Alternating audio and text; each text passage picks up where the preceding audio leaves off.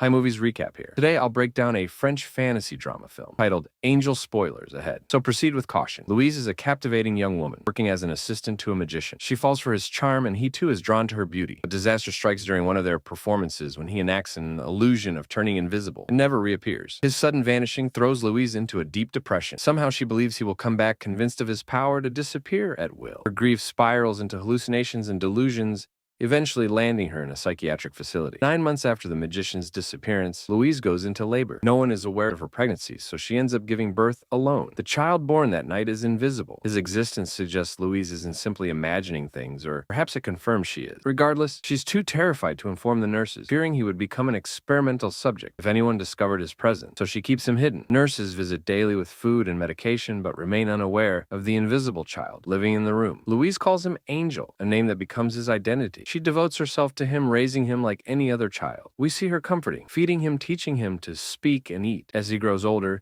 she uses chalk on the wall to teach him to read. Angel loves playing with Louise's old dress and shoes, as it's the only way he can partially see himself in the mirror. Every night, Louise shares stories about her childhood home, a cozy cabin deep in the woods that her father owned. During holidays, they would take a train to visit a lake, Louise's favorite place in the world. She dreams of showing her son this beautiful spot one day and teaching him to swim, but the idea of him encountering the outside world fills her with fear. On his birthdays, Louise improvises a cake by lighting rolled pieces of paper on 2 slices of bread. Angel, knowing no different, is happy with this simple tradition. As the years go by, he grows into a clever 10-year-old, but continues to struggle with his invisibility. With age comes curiosity. One evening, he climbs onto a chair to peer out the window, and for the first time, he sees another child his age. Outside, a little girl is with her parents. She stumbles on the stairs and is helped by her mother. Angel returns to his mother's bed and describes the girl he saw. Louise is alarmed, worried that his interest in the outside world is growing. She warns him that he is different and that ordinary people would not understand him, so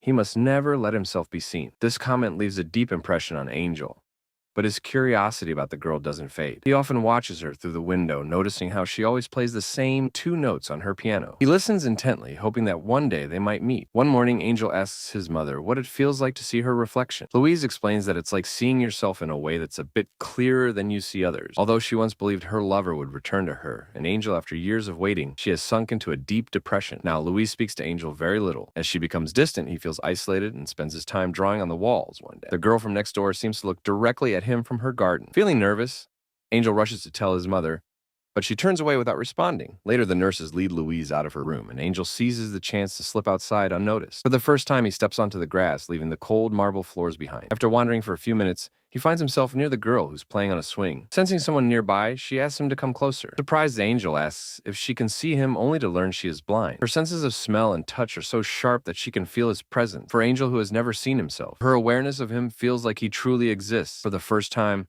the girl introduces herself as Madeline and touches his hand. They chat briefly, and although Angel gets nervous, Madeline makes him promise to come back before he leaves. Because of her blindness, Madeline has no friends her age, so this interaction is as special for her as it is for Angel. He returns to the room and lies next to his mother, who has stopped smiling entirely. Angel excitedly tells her he has a girlfriend, but she shows no reaction. As soon as possible, he visits Madeline again. She touches his face, and in her mind, she can see him perfectly. Angel also confesses that he often watches her from the window and loves hearing her play the piano. Madeline laughs, explaining that she only taps 2 keys and has never played a melody. The two then play hide and seek for hours, despite one being invisible and the other blind. Before long, they become inseparable, and Angel starts spending most of his days with her. One day, their bond deepens as they share a kiss. Madeline can even tell exactly where Angel's looking, sensing his gaze. "I might not see out of them, but my eyes are up here, buddy," she jokes. Angel has never felt happier, but this joy doesn't last. Madeline reveals that she'll undergo eye surgery the following week,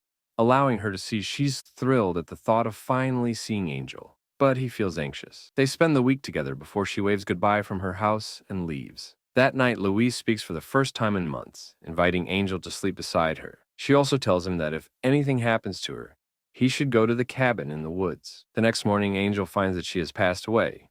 The loss is overwhelming for him. He sits by her for hours until the nurses arrive to take her body. They also clear away her belongings and erase the drawings from the wall. Everything Angel has ever known, apart from Madeline, has now disappeared. Feeling lost and fearing Madeline's reaction when she learns the truth, he leaves with nothing to hold on to.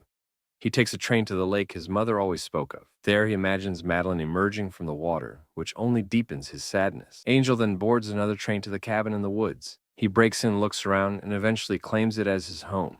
Sleeping on the sofa, days turn into weeks, weeks into months, and soon years pass. Angel grows into a man evident from his deep, raspy voice. Though he has spent years speaking only to himself, he still dreams of seeing Madeline again. Finally, one day she arrives at the cabin. Angel feels as if he's in a dream and can't take his eyes off her. He stands directly in front of her, but even with her restored vision, Madeline doesn't see him. Over the next 2 days, she visits the nearby town, asking locals if they know of him. Madeline has been searching for him since she left the hospital. She had learned about his mother, but found no records of his existence at the asylum. Determined, she researched Louise and discovered the cabin's location.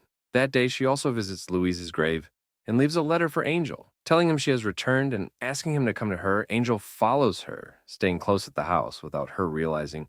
Madeline occasionally senses that someone is watching her, as she did years ago, but dismisses the feeling each time. Finally, Angel writes her a letter saying he misses her just as much, but it can only meet if she promises to keep her eyes closed. They meet in the woods later, and, as promised, Madeline keeps her eyes shut.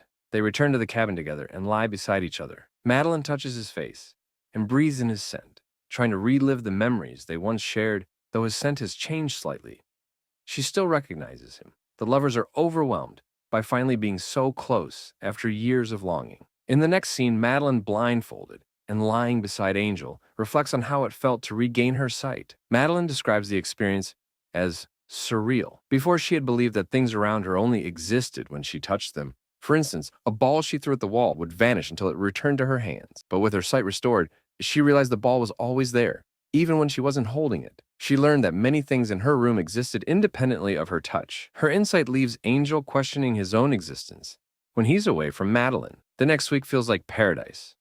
Though Madeline keeps a cloth over her eyes, she doesn't mind. They reminisce about their childhood and teenage years, rekindling their love. Angel then takes her to the lake, which has become his favorite place. Madeline removes the blindfold, enchanted by the scenery. But all she truly wants to see is Angel's face. Standing behind her, Angel kisses her neck and promises to reveal himself later that night. When night falls, he waits in the bedroom with a sheet covering him. Madeline promises to love him regardless of his appearance. But as she lifts the sheet, she recoils in shock. Angel confesses the truth, and the revelation is overwhelming for her. She breaks down, leaving Angel feeling like the most hideous person in the world. He watches as she curls up on the floor, crying until morning. When she finally drifts off to sleep, he gently places a blanket over her, waking her up.